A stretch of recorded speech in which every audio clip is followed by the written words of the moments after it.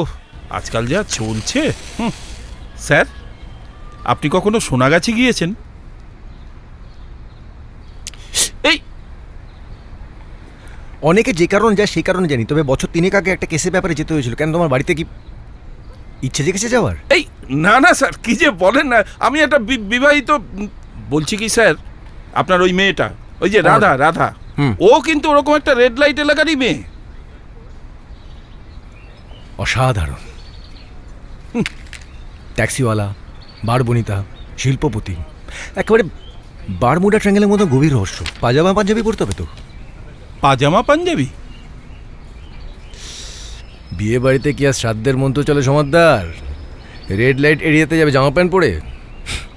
আরে মেজাজটাই তো আসল। তা যা বলেছেন স্যার। বাড়ি থেকে একটা পাজামা পাঞ্জাবি নিয়ে এসো, আর বাই চান্স বউ যদি কিছু জিজ্ঞেস করে সত্যি কথাটা বলো না, তাহলে কিন্তু আমার মতন হাল হবে। সারা জীবন ব্যাচেলার হয়ে কাটাতে হবে। না স্যার, ও বলে দেবো যে ওই স্যারের জন্য মেয়ে দেখতে গিয়েছিল। হ্যাঁ হ্যাঁ।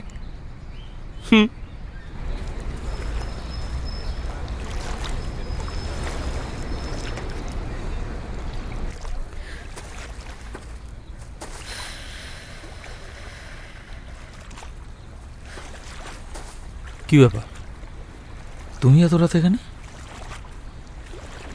আমারটা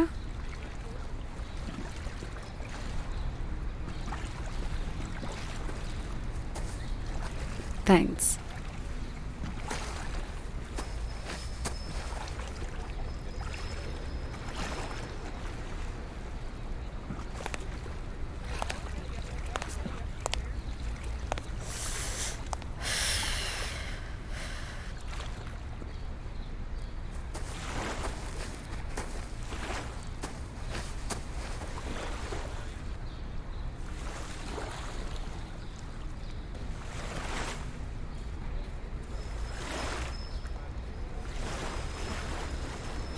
ফিরবে না?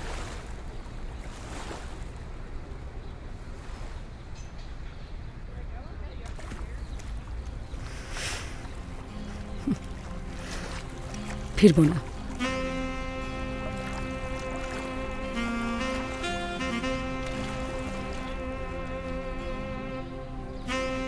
তোমার কাছে থাকবো।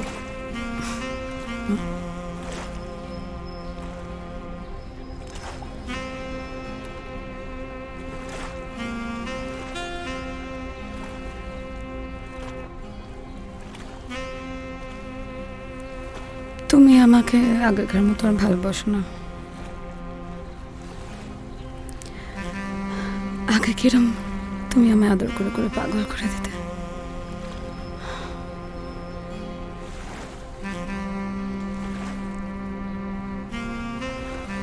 পুরনো হয়ে গেছি।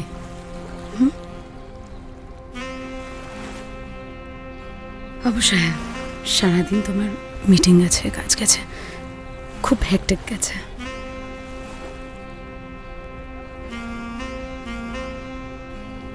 বাই দ্য ওয়ে, আজ মিটিং কেমন হলো? হ্যাঁ হ্যাঁ হ্যাঁ হ্যাঁ, মিটিং ভালো হয়েছে।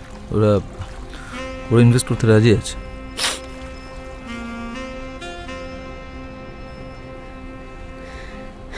পাশে কেউ থাকলে মনের জোর বাড়ে।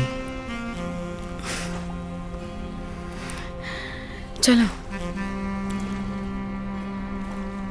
কাল রাতে কিন্তু ডিনার। কোনো অজুহাত শুনবো না।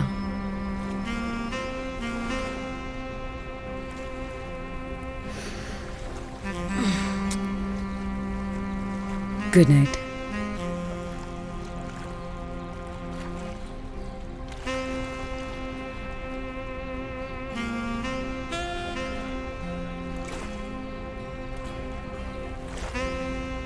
ও হ্যাঁ, এ নাও তোমার রিভলভার। মিটিংয়ে যাচ্ছ, একটা সিকিউরিটি থাকা ভালো। আজকালকে শত্রু কে মিত্র বোঝাটা খুব শক্ত।